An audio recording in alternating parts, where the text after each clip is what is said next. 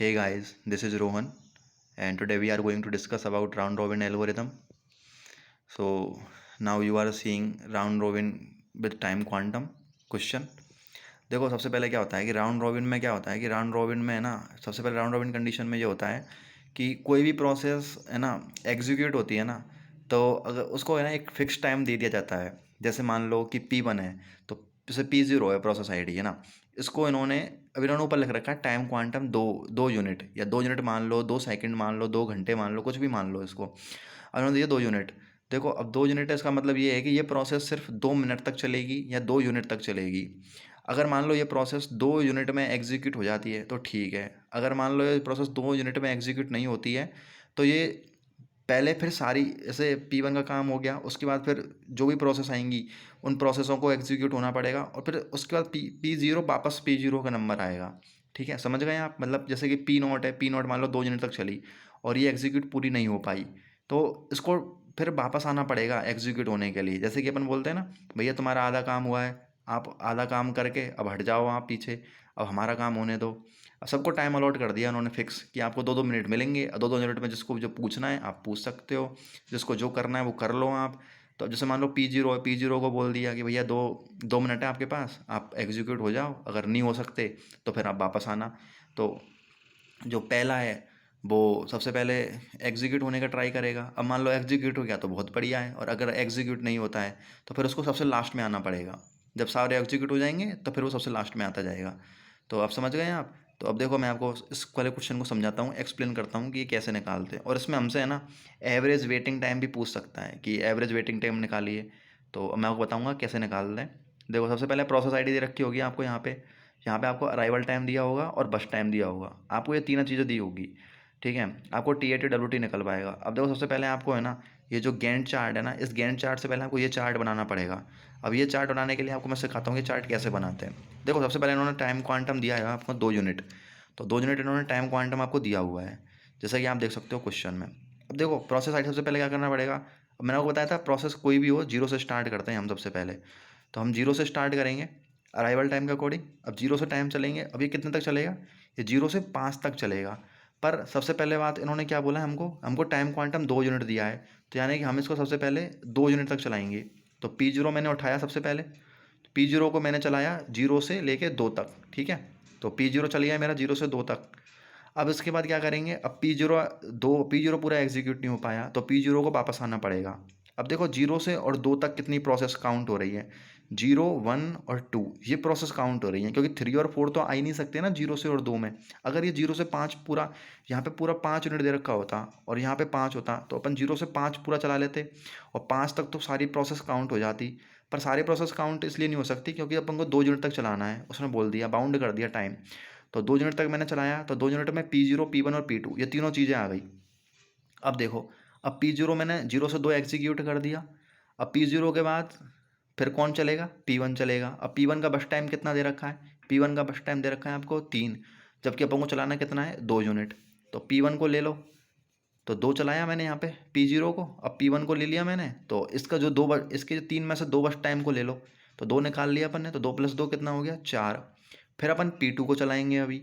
अब P2 को चलाया, P2 में कितना बस टाइम है 1 दे रखा है, कम हो तो कोई बात नहीं, कम में कोई दिक्कत नहीं है। अब ऐड कर दो आप P2 को, तो 4 में 1 जोड़ दिया 5। अब मैंने आपको क्या बोला कि सबसे पहले P0 एग्जीक्यूट हुआ ना, अब P0 पूरा एग्जीक्यूट तो हुआ नहीं है। अब P0 P1 और P2 ये तीनों प्रोसेस तो आ ही गई। अब इसके बाद क्या होगा, P0 वापस लाइन में लगेगा, तो उसको दोबारा एग्जीक्यूट होना है, तो P0 वापस लाइन में लग गया। ठीक है, तो देखो P0 P1 P2 और P0 ये हो गया।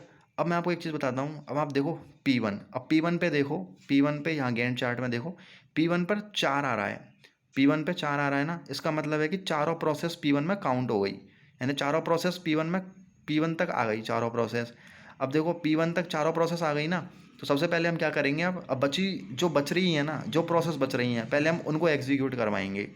तो देखो P0 का अब P1, अब हम P0 काम तो ख़त्म हो गया, अब हम P1 पे आए थे, तो P1 पे हमने देखा गैंट चार्ट में कि P1 तक सारी प्रोसेस एग्जीक्यूट हो रही हैं।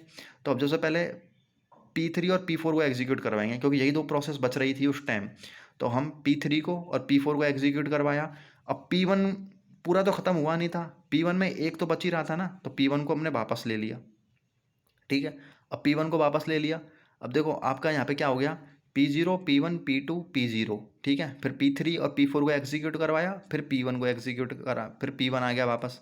अब देखो अब क्या होगा कि अब जैसे अब मैंने P3 को एग्जीक्यूट करवाया, ठीक है।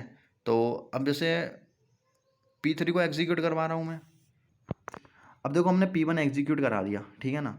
अब देखो अब आप क्या करना है आपको, अब आप यहाँ पे जाओ पी नोट पे। सबसे पहले सारणी तक देखो, आपने यहाँ तक काम पूरा कर दिया। आप इन दोनों को छोड़ दो अभी फिलहाल के लिए, आपने यहाँ तक पूरा काम कर दिया। अब देखो सबसे पहले क्या करते हैं, सबसे पहले हम पी नोट पे गए। अब पी नोट को हमने चेक कर लिया, हमने पी नोट को एग्जीक्यूट कराया, तो P1 P2 और पी नोट ये आ गए हमारे। अब हम P1 पे जाएंगे। अब P1 को चेक कर लेते हैं कि भाई P1 में कुछ बच रहा है क्या। अब P1 को देखो एग्जीक्यूट कराते हैं, तो पहले हमने किसको एग्जीक्यूट कराया, जो बच रहे थे P3 और P4 बच रहे थे उनको एग्जीक्यूट कराया पहले। फिर हमने P1 को वापस ले आए वापस, क्योंकि P1 बच रहा था ना हमारा, क्योंकि P1 यहाँ पहले हो गया था, 2 लेना था। अब बचा कितना, 1 यूनिट बच रहा था, वो 1 यूनिट यहाँ पे काम आ जाएगा। अब वापस P2 पर चलते हैं।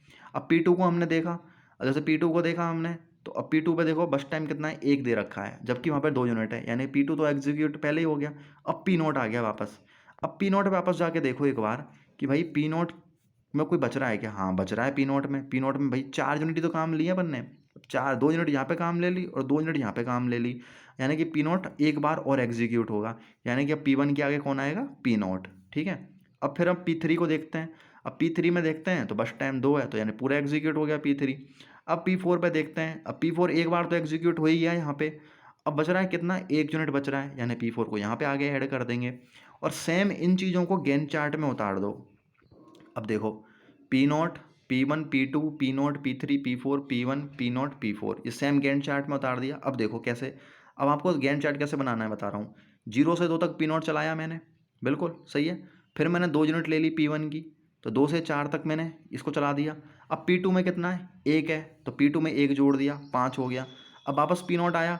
अब पी नोट में कितने बच रहे हैं, अब पी नोट में 3 बच रहे थे ना, तो हमने पहले 2 यूनिट लेनी है, तो 2 यूनिट हमने यहाँ से पी नोट की ले ली, तो 7 हो गया। अब P3 आया इसके बाद, तो P3 को यहाँ लिख दिया, तो 2 यूनिट ले ली इसकी, 9 हो गया। फिर P4 है, फिर इसमें 2 यूनिट लेनी है अपन को, 1 बच रही है इसकी, तो 11 हो गई। अब देखो अब P1 है, अब P1 की 2 यूनिट तो यहाँ पे ले ली थी ना, अब P1 की कितनी बच रही थी, 1 बच रही थी, तो इसको यहाँ ले लिया, तो ये 12 हो गई। अब वापस से पी नोट आया। अब पी नोट में कितनी बच रही थी, 4 ले ली थी हमने, 2 यहाँ ले ली थी और 2 यहाँ ले ली थी, अब बच 1 रही थी ना, तो 1 को यहाँ जोड़ दिया, तो 13 हो गया। और P4 में कितना था, P4 में भी 1 बच रही थी हमारी, तो 1 हमने यहाँ जोड़ दिया। तो इस तरीके से ये गैंट चार्ट बन गया। आपको पहले ये सारणी बनानी पड़ेगी और फिर गैंट चार्ट बनेगा। इस सारणी के बिना आप गैंट चार्ट बना नहीं सकते, फिर उसके नहीं तो कन्फ्यूजन बहुत ज़्यादा हो जाएगा। फिर उसके बाद TAT और WT तो बिल्कुल सेम निकालते हैं। अब देखो WT निकाल लिया, अब TAT यहाँ से निकाल लेंगे। बताऊँ TAT कैसे निकालेंगे, इसमें थोड़ा सा कन्फ्यूजन होगा। सबसे आप ऐसे देखो कि पी नोट में सबसे लंबी प्रोसेस कौन सी है, सबसे लंबी प्रोसेस पी नोट एग्जीक्यूट कहाँ पे हो रहा है, पी नोट यहाँ भी एग्जीक्यूट होगा आपका 2 पे, यहाँ पे भी 7 पे और यहाँ पे 13 पे। तो आप ये देखो कि पी नोट में सबसे बड़ा एग्जीक्यूट कहाँ पे हो रहा है, क्योंकि पी नोट पूरा एग्जीक्यूट तो इसी जगह होगा, तो यहाँ पे एग्जीक्यूट होगा पूरा, तो 13 - 0 = 13। अब P1 का देखो, अब P1 देखो एग्जीक्यूट यहाँ 4 पे भी हो रहा है, यहाँ 12 पे भी हो रहा है, तो आपको सबसे बड़े वाला लेना है। बड़ा वाला इसलिए लेना है सबसे ज़्यादा, क्योंकि यहीं पे एग्जीक्यूट होगा सबसे लास्ट में, जहाँ पे लास्ट में एग्जीक्यूट हो ना उसी को उठाओ, तो 12 में से 1 घटा दो तो 11। अब देखो P3 को देख लेते हैं। अब P3 में 9 है, तो 9 में से नहीं, हाँ P3 में से 9 में से 3 घटाओ तो 6 आ गया। अब P4 को देख लेते हैं। P4 14 है लास्ट में, ठीक है। P4 11 भी है और 14 भी है, आपको बड़ा वाला उठाना है, उसको लास्ट में एग्जीक्यूट हो, तो 14 में से 4 गए तो 10 आ गया। और WT मैंने आपको बताई रखा है, TAT माइनस बस टाइम, तो 13 में से 5 गए तो 8, 11 में से 3 गए तो 8, 3 में से 1 गया तो 2, 6 में से 2 गए तो 4, 10 में से 3 गए तो 7, ठीक है। अब मैं आपको एक क्वेश्चन और लेके दिखाता हूँ जिससे आपको थोड़ी सी और क्लियरिटी आए। देखो देखो गाइस, मैं आपको लिए दूसरा क्वेश्चन और लेके आया हूँ। अब मैं आपको दिखाता हूँ। देखो यहाँ पे दे रखा है round robin with time quantum दे रखा है 4 मिलीसेकंड का, तो यहाँ पे टाइम क्वांटम कितने का है, 4 मिलीसेकंड का। अब देखो सबसे पहले हम प्रोसेस आईडी पे चलते हैं, तो सबसे पहले हम ये बनाएंगे ये चार्ट। तो अब देखो सबसे पहले P1 अराइवल टाइम कितना है 0 और बस टाइम कितना है 4, तो 0 से 4 हमको मिल गया, तो यानी कि P1 तो पूरा एग्जीक्यूट हो गया। तो सबसे पहले हमने P1 को ले लिया, ठीक है, तो P1 को चलाया, तो 0 से 4 P1 पूरा एग्जीक्यूट हो गया। अब हम P2 पे चलते हैं। अब हम P2 पे चले, यानी कि 0 से 4 तक, 0 से 4 तक लिया है ना, तो P1 P2 P3 P4 और P5 ये एग्जीक्यूट हो जाएंगे इसमें। अब P6 तो इसमें काउंट होगा नहीं, क्योंकि P6 में तो ये प्रोसेस आई नहीं रही पूरी, तो हमको अब P5 तक पूरा चलाना पड़ेगा इसको। तो देखो मैंने P1 चलाया पहले, फिर मैंने P2 को चलाया, P2 को चलाया, फिर मैंने किसको चलाया, P3 को चलाया, P3 को चलाया, फिर मैंने P4 को चलाया, फिर मैंने P5 को चलाया।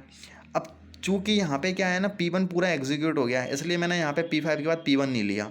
ठीक है, आपको समझ में आ गया होगा P1 मैंने क्यों नहीं लिया, क्योंकि यहाँ 4 सेकंड दे रखा था टाइम क्वांटम, तो यहाँ पे 4 दे रखा था बस टाइम, तो इसलिए पूरा एग्जीक्यूट हो गया, तो इसलिए मैंने P1 को वापस रिपीट नहीं किया यहाँ पे। तो P5 तक ये ख़त्म हो गया। अब हम चलते हैं P1 के बाद अब चले हम P2 पे। अब P2 पे हमने देखा, अब हमने गैंट चार्ट में लिख लिया कि P1 0 से 4 तक चला। अब हम P2 पे चले, P2 पे देखा तो 4, P2 में अब एक 5 में से 4 ले लिया, तो P2 कितना हो गया, 8 हो गया। अब P2 8 हो गया ना, आपको उसके साथ साथ ही बनाना है। अब देखो P2 8 हो गया ना, 8 मतलब है कि P6 तक पूरे काउंट हो गए। तो अब सबसे पहले अब हमारा क्या काम है, जो प्रोसेस बच रही है उसको हम पहले एग्जीक्यूट कराएंगे। तो हम पहले P6 को एग्जीक्यूट कराएंगे, तो P5 के बाद P6 आ गया, और उसके बाद फिर P2 को एग्जीक्यूट कराएंगे। ठीक है ना, उसके बाद किसको एग्जीक्यूट कराएंगे, उसके बाद हम P2 को एग्जीक्यूट कराएंगे, क्योंकि P2 एक बार तो एग्जीक्यूट हो ही गया, अब उसमें एक बच रहा था ना, तो अब उस P2 को पूरा एग्जीक्यूट करा देंगे। ठीक है, अब उसके बाद हम P3 को देखते हैं। अब जैसे P1 को चेक किया तो P1 तो ख़त्म हो गया, अब P2 को चेक किया तो P3 P4 P5 P6 तक आ गया, P6 को एग्जीक्यूट कराने के बाद P2 वापस ले लिया, तो P2 का काम खत्म हो गया। अब हम P3 पे चलते हैं, तो P3 पहले ही एग्जीक्यूट हो गया, क्योंकि P3 का बस टाइम तो 2 ही दे रखा है, जबकि वहाँ टाइम क्वांटम 4 दे रखा है, तो P3 पहले ही हो गया।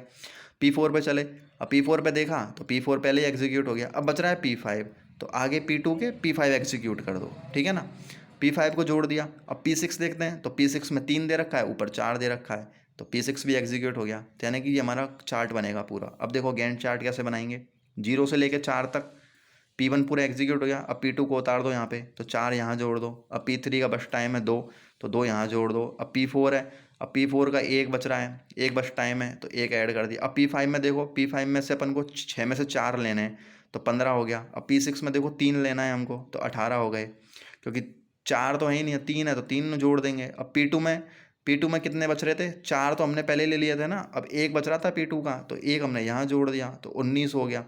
फिर हमने P5 का क्या किया, अब P5 में कितने बच रहे थे, 4 ले लिए थे, अब 2 बच रहे थे, तो 21 यहाँ जोड़ दिया। अब देखो बस टाइम को ऐड करके देख लेना, और ये ऐड करके देख लो आप, ये दोनों सेम आएंगे। अब देखो TAT और WT मैंने आपको निकालना सिखाई दिया। अब TAT को निकालने का मैंने तरीका क्या बताया था, P1 देखो, P1 सबसे मोस्ट इंपॉर्टेंट यही बैठा है, तो 4 P1 यहीं एग्जीक्यूट हो गया, तो 4 में से 0 घटा दो अराइवल टाइम, तो TAT 4 आ गया। अब P2 को देखो, P2 देखो 8 पे भी हो रहा है और 19 पे भी हो रहा है। मैंने आपको क्या बताया, सबसे बड़ी यूनिट यानी कि 19 है, क्योंकि एग्जीक्यूट यहीं पे होगा ये पूरा, जहाँ पूरा एग्जीक्यूट हो उसी को उठाओ, तो 19 में से एक गया तो 18। अब देखो, अब आपको P3 देख लो, P3 10 माइनस 2 इक्वल टू 8। अब P4 देखो, अब P4 11 पे एग्जीक्यूट हो रहा है, तो 11 माइनस 3 8। अब P5 को देखो, अब P5 देखो 15 पे भी हो रहा है, 21 पे भी हो रहा है, तो 21 में से अब 4 माइनस कर दो, तो 17 हो जाएंगे P5। अब P6 को देख लो, P6 को 18 माइनस 6 12। अब देखो WT निकाल लेना, TAT माइनस बस टाइम करके। अब मैंने आपको बताया था कि एवरेज बस टाइम कैसे निकालते हैं, तो 1 2 3 4 5 6, इन 6 को जोड़ दो और 6 का भाग लगा दो, आपका एवरेज निकल जाएगा। देख लो, 13 और 6 19, 19 और 11 30 और 9 39, 39 और 7 46, तो 46/6 इक्वल टू 7.6, ये आपका एवरेज वेटिंग टाइम आ जाएगा।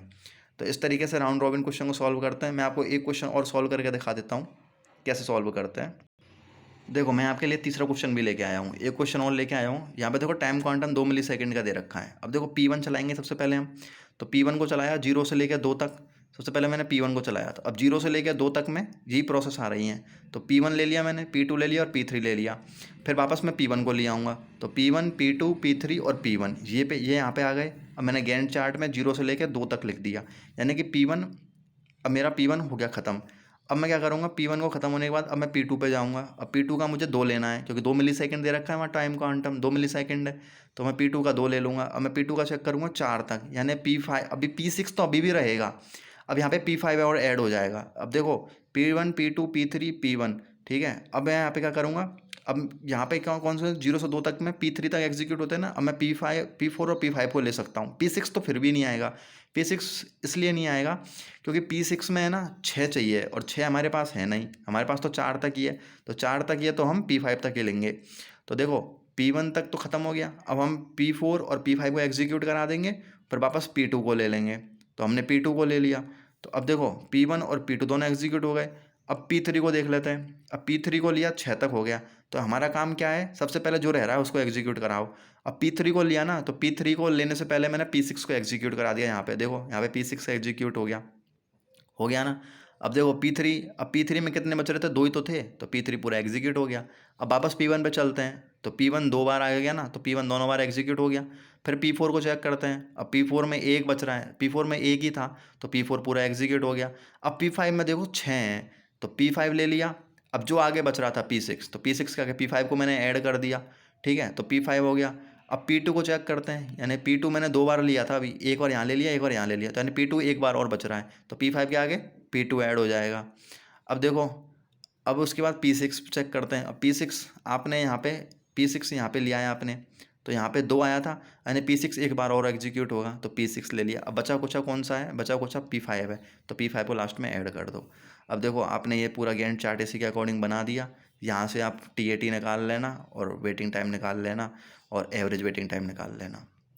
थैंक यू गाइज, वीडियो थोड़ी लंबी हो गई है, पर मैंने आपको थोड़ा अच्छे से क्लेरिफाई करने के लिए क्वेश्चंस लिए हैं। तो थैंक यू गाइज, और आपको अगर वीडियो अच्छी लगी हो तो आप चैनल को लाइक एंड सब्सक्राइब ज़रूर करना।